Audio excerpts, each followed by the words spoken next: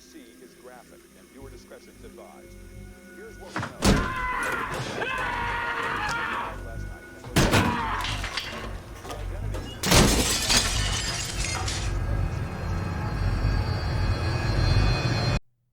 My favorite movies are those that work equally well taken literally and as metaphorical representations.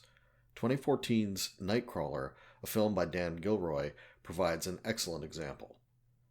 On the one hand, it's a character study of an aimless psychopath who finds direction and identity in the twisted and amoral world of modern media and news as entertainment. On the other, it represents a broader portrayal of that industry, and how and why such a creature as Louis Bloom can even be considered plausible in today's world. First, let's look at the literal presentation. What separates a character study from other story types is that the protagonist doesn't undergo any fundamental change. Rather, as the plot unfolds, the character's nature is revealed to the audience, such that we get to know them as an essentially fixed personality. Louis Bloom is immediately established as a thief, cutting chain-link fencing to resell as scrap. When confronted by a security guard, he doesn't hesitate to resort to violence when deception appears ineffective. This is a man with no obvious sense of conscience. In his subsequent interactions, we observe that he cannily resorts to falsehood whenever possible in order to secure advancement. His eyes are always open to new opportunities, any angle he can play to advantage. His life is changed when one night he encounters a freelance news photographer at the scene of an accident. As though by instinct, he recognizes a profession in which he can flourish. Excuse me. Will this be on television? Morning news. If it bleeds, it leads. What channel? Whoever pays the most. Louis's plans are grandiose, and his self-image narcissistic. As such, his social isolation presents a problem. There's certain good things about being alone. You have time to do the things you want to do, like study and plan, but you can't have dinners like this or be physical with a person, outside of flirtationship. During the course of the film, he forms only two attachments with other individuals. First, there's Rick, his intern and ostensible friend. I'm sorry, I'm late. Are you Richard? Rick. I'm Louis Bloom. Oh, hey, Lou. Louis. Sit down.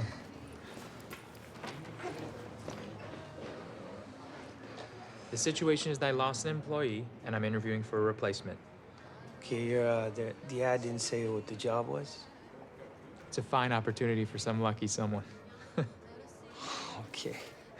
And then there is Nina Romina, the news producer who at first is a business acquaintance and subsequently a sexual partner. Think of our newscast as a screaming woman running down the street with her throat cut. I understand. Their shared disinterest and lack of concern for either propriety or the feelings of victims forms the basis of their professional relationship.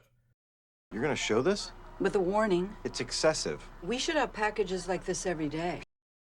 Being incapable of real empathy, these connections are both perverse distortions of normal intimacy.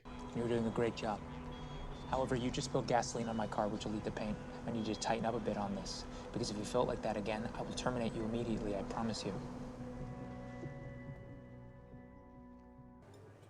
We have what could be considered an almost exclusive relationship. There are many other places I could go. I have to think that you are invested in this transaction. Here you are. Louis also demonstrates indifference to authority or even propriety.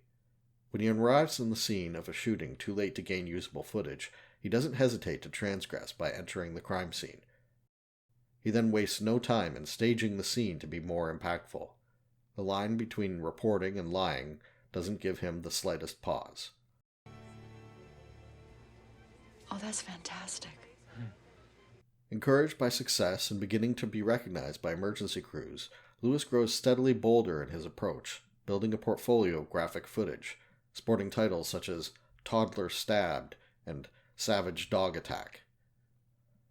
It is in this stratum of society that Louis finds his place, as a witness to the most heinous and cruel events in the lives of the people around him. He feeds a voyeuristic public what it wants, his lack of conscience a permission for them to indulge their own.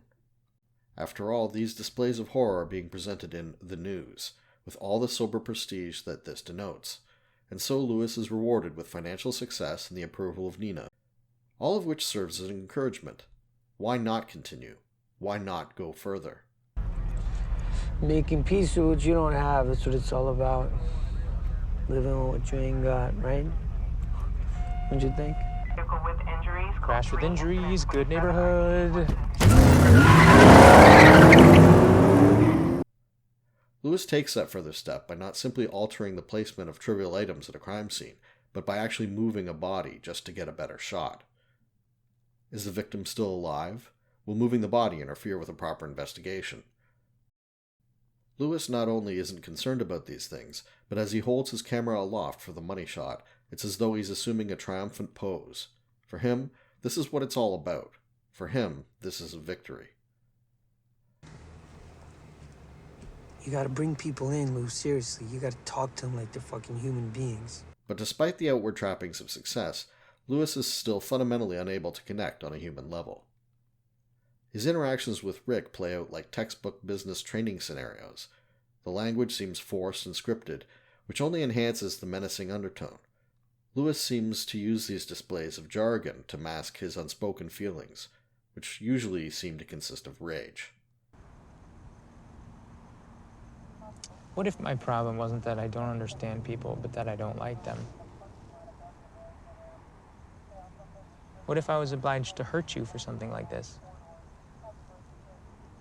I mean, physically. His evidently skewed priorities are matched by his inappropriate approach when he invites Nina on a date. Lewis views every interaction in terms of conflict, and he's interested only in ensuring that he is in a position of advantage as against each of theirs. This is why he resorts to manipulation and threats to secure what cannot be described as a romantic relationship with Nina. So you're threatening that if I don't... I'm negotiating. You're threatening to stop selling to me.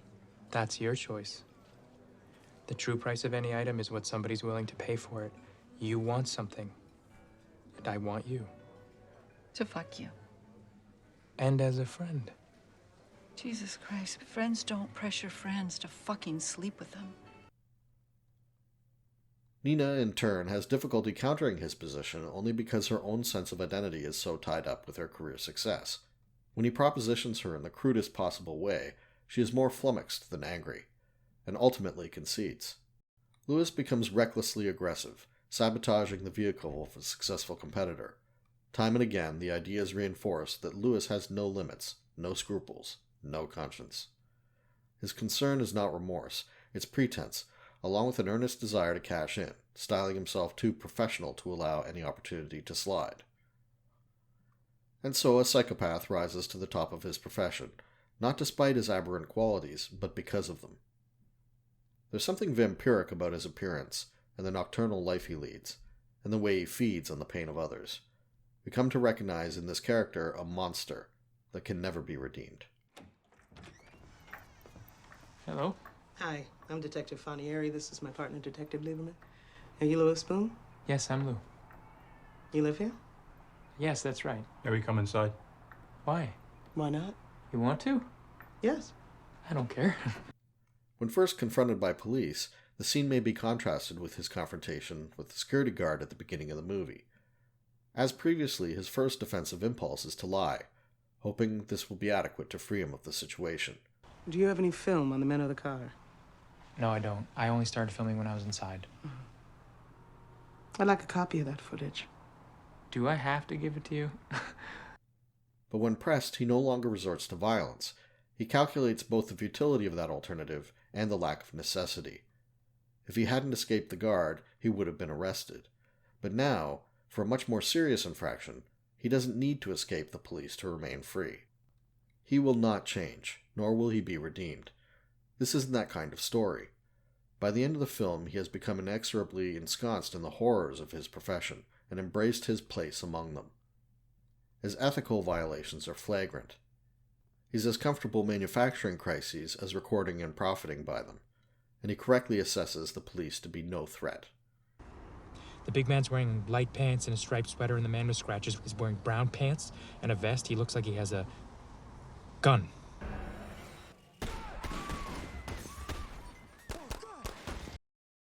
When faced with the possibility that Rick might have leverage against him, Lewis deftly arranges for his murder. If we are shocked by this, we shouldn't be. Lewis is clearly a psychopath, and his behavior has been consistent throughout. People die because Lewis exists. His excesses have become criminal. Yet he is given a pass as the vicarious observer who watches on society's behalf. When he almost tearfully says, On TV, it looks so real. we can infer that to him the city is not that. It's an abstraction. He doesn't view the world as consisting of human beings of individual worth, nor as a civilization that represents the achievements of generations. To his mind, people have significance only in the abstract, and the city is a lonely landscape devoid of reality. Following his lead, we must consider the world of Nightcrawler as a metaphor. As a character study, Nightcrawler presents a depiction of a virtual textbook psychopath, but this in itself can be taken as a criticism of the film. Although many may tick several boxes in the psychopath test, there's no person who actually typifies the range of qualities used to identify them. Lewis is almost too pure an example, like a template of an average psychopath when none such exists. As such, it's the more important to properly understand the film. We need to examine what it is trying to say through metaphor, what it is that the character of Louis Bloom is meant to signify. Nightcrawler isn't simply the story of how one potentially dangerous and troubled man finds a place for himself in a business so corrupt and insane that it provides him with a suitable home. It's not just an indictment of a perverse news media. The movie symbolically reaches further to examine how such a state of affairs could come about in the first place, who is served, and ultimately, who is responsible. We've mentioned Louis Bloom's bug-eyed view of the world, the way he's always staring, drinking in the scenery in search of opportunity. He's an observer, and a non-judgmental one. He watches and he listens in order to learn, in order to gather material. As such, Lewis represents the media itself, capturing events on video based on criteria not his own. Hey, that's what I do. It's my job. I like to say that if you're seeing me, you're having the worst day of your life. He doesn't record violent news items out of his own inclination alone, but because he knows that it sells. We find our viewers are more interested in urban crime, creeping into the suburbs. What that means is a victim, or victims, preferably well off and white, injured at the hands of the poor or a minority. Just crime. No, accidents play, cars, buses, trains, planes, fires. But bloody. suicides. The plot consists of a series of episodes in which Lewis ignores ethical boundaries and pushes the limits of what is acceptable in his profession. In this, he mirrors the real-world news media, with its trend towards ever-increasing preference to display the sensational and the macabre.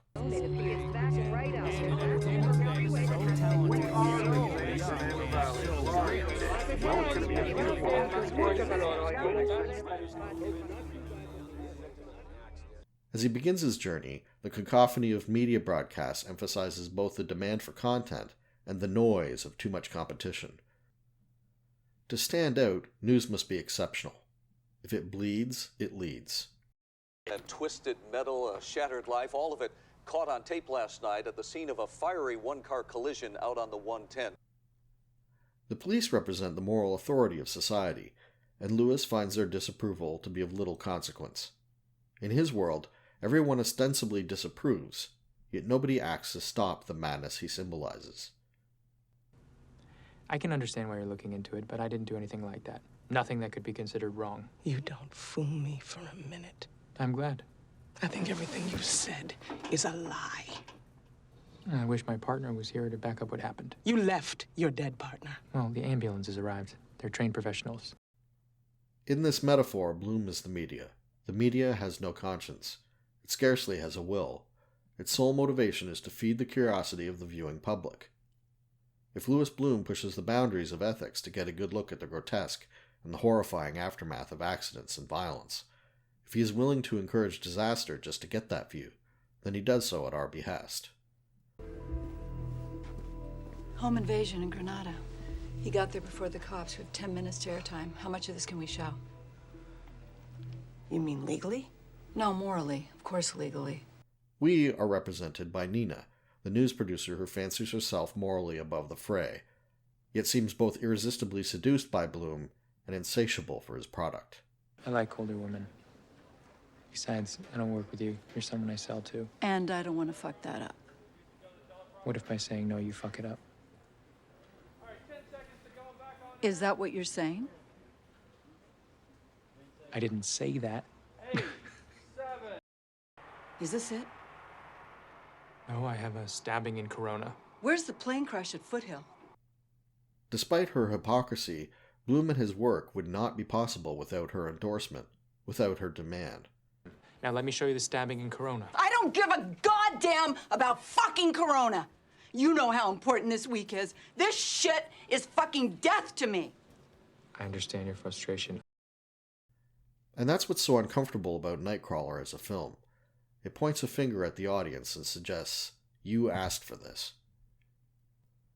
So you want that then? I want you to get in the goddamn game. I want something people can't turn away from. I want what you fucking promised me. Revisiting the scene where Lewis turns in his footage after invasively entering the home of a shooting victim, she reacts with praise for his work. Oh, that's a great piece of tape. Frank expresses concern, but as a representation of what conscience the media industry may have, he is ineffectual and dismissed out of hand. Your job's writing the tweet of the day and getting Deb to turn sideways during the weather forecast. We're running it. Notice how Lewis reciprocates her praise by affirming her treatment of Frank. I like how you handled Frank. You didn't soften the truth or dilute it. I think being clear with your objectives is more important than trying to present your ideas in a non-confrontational manner. The two begin to form a codependent relationship. I do have something. What? The media both supplies the junk and encourages the media junkie to ignore her better judgment. You have it? And given this, that Lewis represents the mass media and Nina the audience, it's significant to note that a relationship that began with him serving to fulfill her demands ends up reversed, suggesting that although the media at some point may have existed solely to satisfy demand, but it is now the audience that is in thrall to the media. Oh, I'm floored. I mean, it's amazing. Thank you. I mean, just amazing. If the media is sensationalized, if it glorifies mediocrity, encourages ignorance, makes celebrities of the unexceptional and evil, while encouraging us to believe that no news is good news, then that's the media we have created through our demand. It's what we've asked for, so it's what we get. We take what the media gives us. We need what it gives us. And while it is unchanged, except that it increases in scope and power as Lewis does, we, like Nina, are damaged and reduced. Now, when I say that I want these things, I mean that I want them, and I don't want to have to ask again. And the last thing that I want, Nina, is for you to do the things that I ask you to do when we're alone together in your apartment. Not like the last time. So what do you say? Do you have a deal?